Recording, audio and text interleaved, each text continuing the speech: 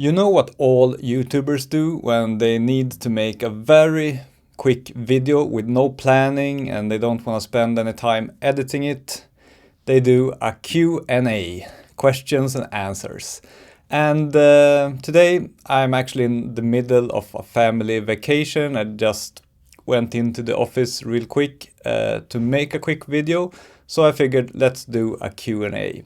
And I asked you to ask me some questions, and I did receive some questions, and I'm gonna answer them in this video. DM Micael asks, what do you wish you had realized sooner about macro photography?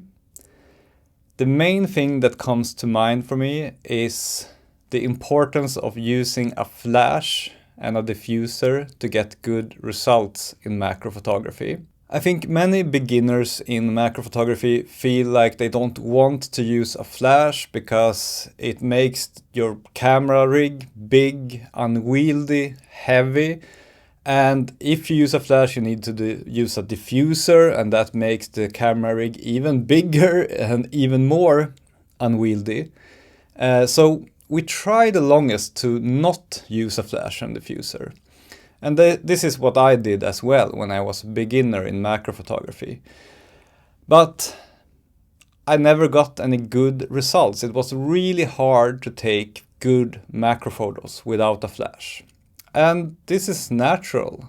It's because things get very dark when we zoom in a lot at 1x magnification or 2x magnification. Things get very dark. And if we're not using a flash, we will have to use a very high ISO or a too slow shutter speed, and either of those will of course make your images look worse. And on top of that, well diffused light from a flash makes for the most beautiful rendering of your photos anyway. So if you are struggling to take beautiful macro photos and you're still not using a flash and a diffuser, that is your next step. Sammy R asks, what will the next book be? Yeah, as many of you know, I'm rambling all the time about my ebooks, and they are actually selling really well, which makes me so happy because I'm making a living in a way that feels natural to me by selling my own books. I have my macro photography handbook, 113 pages with everything I know about macro photography, and then I have my new editing handbook, which goes through how I took and edited 10 of my favorite macro photos of all time. So Samir asks, what will the next ebook be? Right now, I think my next ebook will be a handbook about composition. And the nice thing about composition is that I can write a book about it and it will apply just as well to street photography as it applies to macro photography, as it applies to landscape photography, because composition in photography is universal. If you know some good rules and tricks about composition, you can always take beautiful photos no matter what the subject matter is. So that is probably my next ebook, and I'm gonna start writing it real soon. Patrick asks, hi Michael, Patrick from Alberta, Canada. What gives you the best depth of field? And I'm assuming here that it is in macro photography he means. Well, it's quite simple. To increase depth of field, you could either make the aperture smaller or you could back away from the subject. But if you back away from the subject, you need to crop in more, right, to get the same framing. So maybe that's not really a solution. Other than that, there aren't any ways to get deeper depth of field besides focus stacking. So if you're struggling to get good depth of field in macro photography, there is really only one solution, and that is to learn focus stacking. There is no other way around it. It's the laws of physics. So yeah. Fralgol asks, do you have any intention of using a microscope for micro photography? I haven't done that yet. I might try it at some point in the future. The main reason I haven't been drawn to that has to do with my motivation for doing photography. I mean, everyone does photography for different reasons, especially macro photography. Some people do macro photography because they are very interested in insects and small things. But I do it because I love trying to create beautiful images that are aesthetically pleasing. That is my main motivation to do photography and macro photography. And when you take images through a microscope, usually they aren't that aesthetically pleasing. They aren't like super beautiful. They might be interesting, but they are not super beautiful. And that is the main reason I haven't done that yet, but I might try it at some point. If anyone can recommend a good microscope that isn't super expensive, please tell me in the comments and I might look into it. It might be very interesting. Stenda asks, is it worth upgrading to a mirrorless camera? I have a Nikon D7500. I'm thinking about a Z6 Mark III. I mean, when it comes to upgrading cameras, there is always a more expensive camera that is slightly better than the one you have. And if you walk all the way up that ladder, you will soon start buying cameras that are very, very, very expensive, but they only take like slightly better photos. So my advice is simply, if you can spare the money to buy a better camera and you really feel like you want a better camera, then buy it.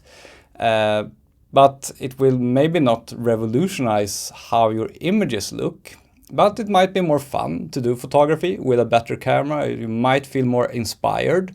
That is why I always try to upgrade my cameras and try new cameras. I feel more inspired and it's fun. It's fun to use new gear. But it will not magically make better photos for you. So yeah, if you can afford it and you want to spend that money, do it. Francis Perped asks, does full frame versus micro four thirds really matter for macro photography and for wildlife? For macro photography, I don't think it really matters the sensor size. And the reason for that is that you typically use a flash, you have good lighting on your subject, you can always shoot at your native ISO, and at the native ISO with good lighting, small sensors perform just as well as big sensors. Yes, on a big sensor you have the possibility to have higher resolution. For example, a full frame camera can have up to 60 megapixels of resolution. But in macro photography, you are fighting against diffraction, which becomes very severe, which will limit your resolution anyway. So for macro photography, I would not say that it matters what size your sensor is. In wildlife, I personally think it is better to use a bigger sensor. If image quality is your primary concern, because a bigger sensor has more resolution, much better dynamic range, which means that you can shoot in lower light at the same shutter speed. And that's really important in wildlife because you typically need to use high shutter speeds there because you cannot really use a flash in most cases. But there is one downside, of course, with full frame in wildlife, and that is that lens will be very, very big. So like if your primary concern is having lightweight gear, then for example the OM system and their wildlife lenses is a great thing to have because they are so small and compact. But if you don't care about lenses being heavy, yeah, I think you should shoot full frame because you get the best image quality. Toxic Hippie asks, what is your favorite insect to photograph and what do you consider to be your holy grail that you have not yet found? I always get this question, but as I said earlier, I'm primarily interested in just making beautiful photos. So to me, it doesn't actually matter that much what kind of insect I'm photographing. I enjoy the challenge of making any insect look good. That is why I don't travel that much to do macro photography. I just shoot the same old boring insects we have in Sweden, and I'm happy with that, mostly.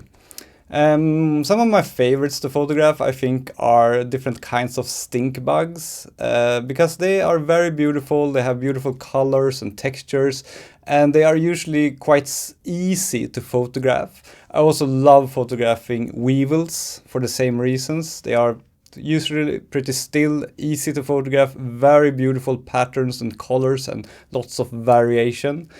My holy grail, not sure. Here in Sweden, one insect that I really love photographing is the cuckoo wasp. I find it to be maybe the most beautiful insect we have here in Sweden. And they are quite skittish, so I haven't really gotten a perfect photo of one yet. That is something I'm looking forward to maybe accomplishing one day. Zilla asks, what is the best macro lens for a budget under 400 British pounds? Or I guess you could say 400 euros or US dollars. And I think the answer is quite simple to that question. I think the best macro lenses in that price range are definitely the ones that Laowa make. And they don't pay me to say this. I just think their lenses are extremely good value for money. And even if you have unlimited money, I think their lenses are among the very best ones on the market. The only exception to that is if you're using the OM system and want automated focus stacking, then you cannot use the Laowa lenses because they don't have an autofocus motor. So in that case, I would recommend the OM 60mm lens, which is great, and I think you can get it for around $400, at least if you buy it used. A couple of people ask about the M Suico macro lenses from Olympus. Should you buy the 60mm one or the 90mm one? And this depends on your needs and your priorities. If you prioritize a small lightweight lens, then of course the 60mm is a lot better option. It's a completely different experience to use that lens because it is so small and compact and lightweight. So it's more fun that way. But of course the 90mm has double the maximum magnification, which can be a lot of fun. The lens is bigger and heavier and a lot more expensive, but it's great to have 2 times magnification. So it depends. Do you want more magnification or a smaller, lighter weight and cheaper lens? They are both perfect when it comes to image quality, so that is not something you need to worry about. 2 pictures taken with these lenses, it's pretty much impossible to tell them apart in a blind test. And one small trick that I can recommend if you buy the 60mm lens with a maximum magnification of 1 time is to just buy a Raynox DCR 250 filter as well for $70 or so. Attach that to the front of the lens and all of a sudden you will have a maximum magnification of 1.65 times. So almost 2 times.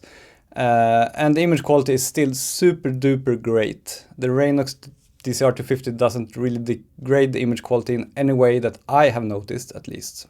Sammy asks, what are your thoughts on AI generated photos or edits? I personally don't like creating images with AI. Same reason I don't heavily Photoshop my photos. I just enjoy the act of trying to take the best possible image in the camera. I enjoy the craft of trying to make beautiful photos with just the camera. Of course, I sometimes also use stacking software in my computer, but I see that kind of as an extension of the camera. But I mean, it's up to anyone. I don't look down on people who generate photos with AI and who enjoy doing that. I tried doing that a couple of times, but I just don't find it as enjoyable as walking around in nature with a camera trying to take good photos. You can of course combine the two. You can take good photos and then make them better with AI. But no, I don't know. I'm old-fashioned that way. I just enjoy the process of trying to take good photos with just the camera and some light, Lightroom editing.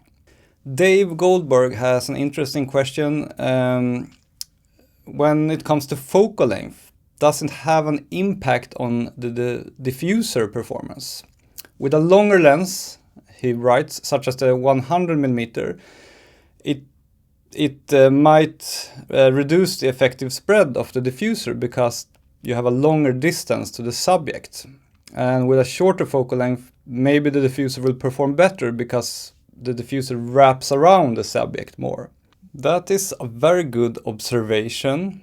And yeah, I actually have noticed myself after using a lot of different diffusers and a lot of different focal lengths that, yeah, I think actually the diffusion overall is better if you have a shorter focal length, because then the subject will be very close to the lens, and then you can have a diffuser that wraps around it more. And I also discovered that when you use shorter focal lengths, like 40-50mm or so, it's very easy to make a very small diffuser that still gives you beautiful results. So if you want to make a very compact macro photography rig, I do recommend a shorter focal length. Because yeah, you can make a smaller diffuser and still get very nice results. Nick Savage asks, are you releasing a macro photography calendar? No, probably not. And let me explain why.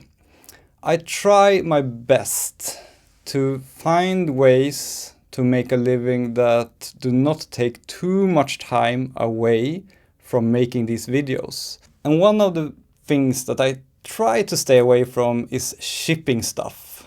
Because in my case, if I, for example, sell a physical book or a physical calendar, I would have to spend a lot of time packaging it and then going to the post office and sending them to all different countries in the world. I would have issues probably with calendars getting damaged, support issues of that kind, and I would also have to spend a lot of time and effort trying to find a good printer, making sure that the prints turn out good. And yeah, it's just, to me it just feels a bit messy to sell physical products, and it feels like it would take a lot of time and energy from me that I could have spent making these videos. So that is why I haven't yet gotten into that kind of thing. But maybe, perhaps, sometime in the future I will. We'll see. And yeah, I think that's it for this video. I did not have time to answer all of your questions. I picked the ones that I thought would be most interesting to hear the answer to for everyone. And with that, I'm gonna retire back to my little summer vacation with my family, and I'll see you soon again. Bye bye.